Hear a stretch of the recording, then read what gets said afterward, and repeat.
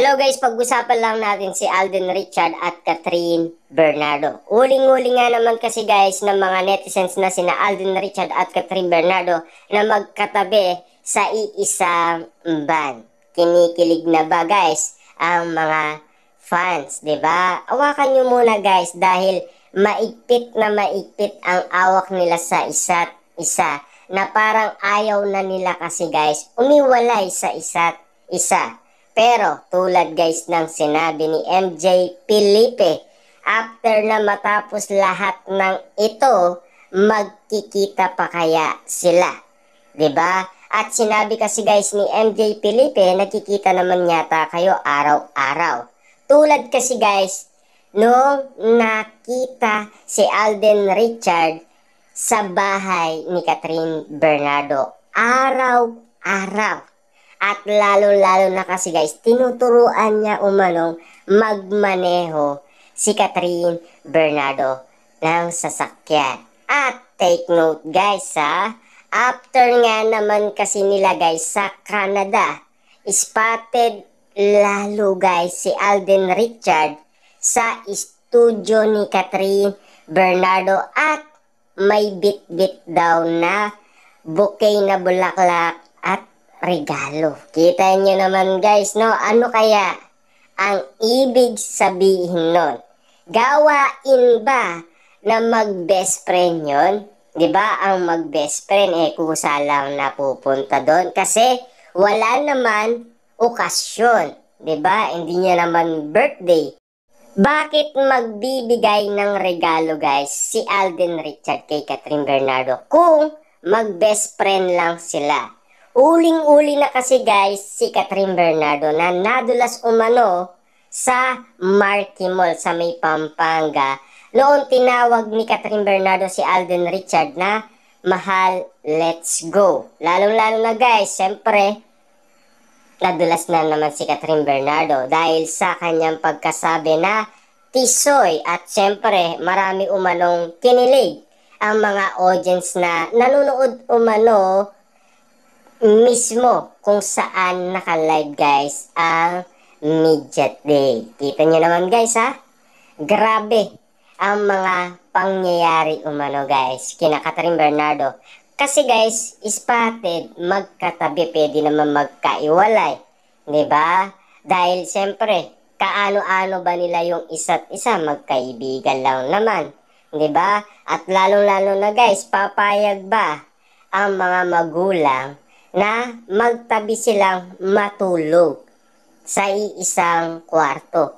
Pagkakaalam ko guys, pag ganyang edad na, lalong-lalo na, wala naman silang relationship, 'di ba? Lalong-lalo na guys, mag-best friend lang daw sila. Gawain ba na mag-best friend yun? Lalong-lalo na, babae at lalaki sila, 'di ba? Alam naman natin guys ang isip ng tao 'di ba?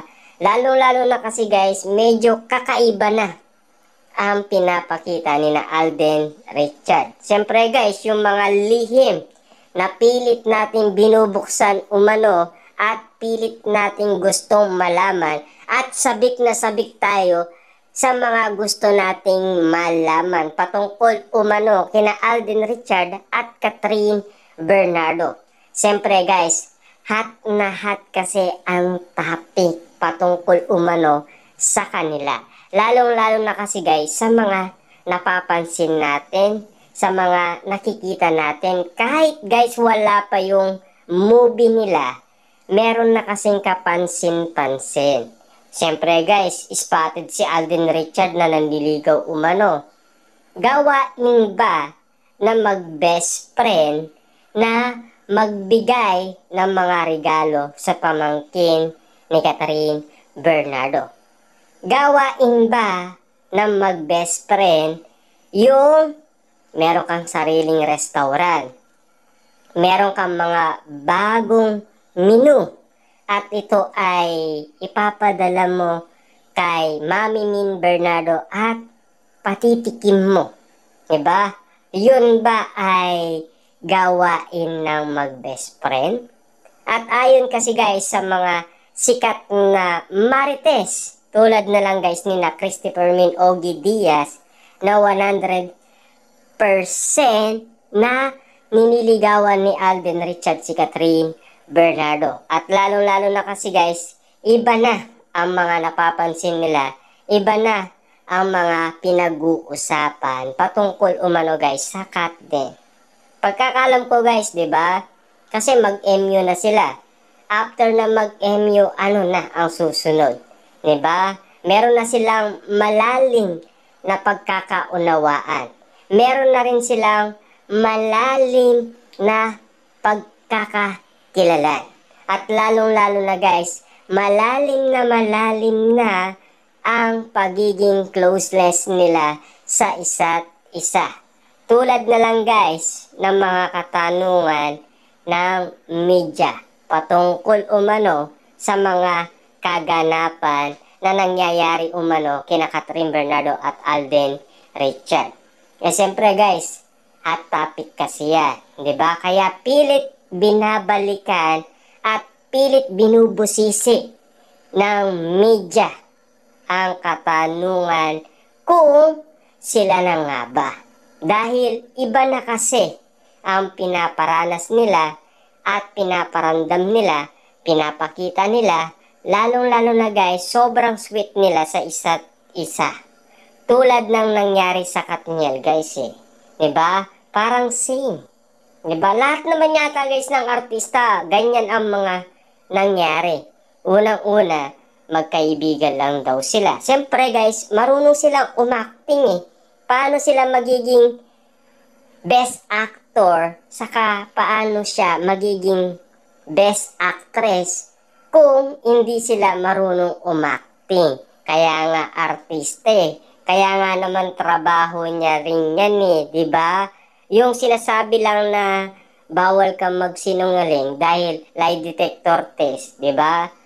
Siyempre, tuwang-tuwa umano si Catherine Bernardo. Paano nga naman sila aamin kung pwede naman magsinungaling? Gawain ba yon ng artista? Pwede, guys, kasi alam naman natin, magaling silang umacting. Magaling silang artista, 'di ba? Alam naman natin kasi guys, sa lahat ng mga katanungan, pilit natin binubuksan at pilit natin binubusisi.